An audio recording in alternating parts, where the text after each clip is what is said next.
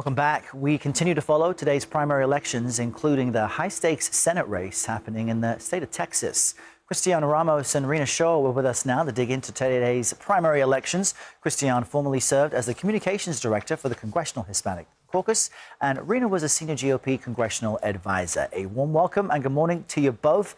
I want to start with you, Rina, because fresh new CBS News polling shows 52% of Republican voters believe it's very important for 2026 GOP congressional candidates to show support for President Trump. What does that tell you heading into today's races?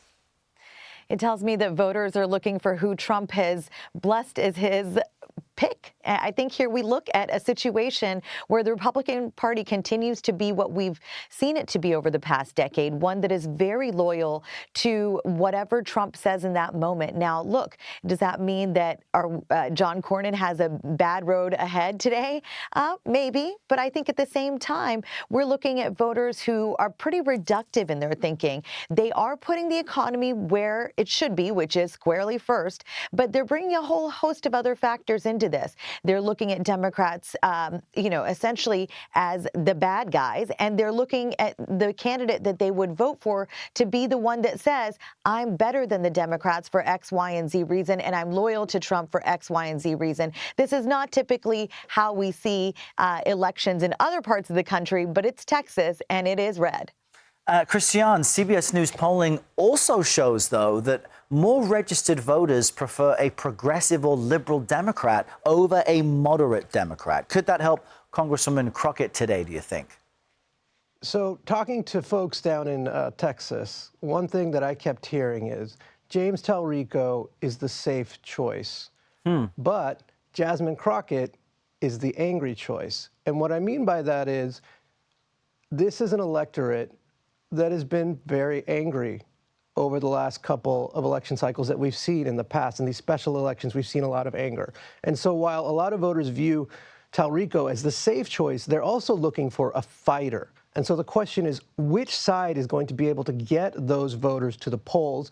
Jasmine Crockett has been very good at moving black voters in Harris County, which is Dallas, and Houston, critically important for a Democratic primary. Talrico has focused his fire on moderates and independents who are drawn to his faith-based, safe type of politics. The question is, who is actually voting in a Democratic primary in Texas? Who's organizing and able to get their voters out to the polls tonight? Well, Kristian and for Rina, in my final few seconds with you both, who do you expect to come out on top today in Texas?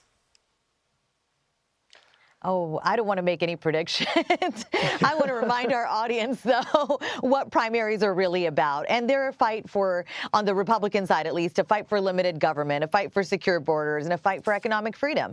And it's the candidate that is going to make the best case for that that is going to win out. And don't forget, the America First values as well on top. So I think, look, moderates or rhinos could dominate the ticket here. But at the end of the day, it will be about who voters felt really brought together that trifecta of most important issues that Trump always speaks to every day of the week. So I'm not holding my breath and not making any predictions. Fair enough. Kristian, are you so bold?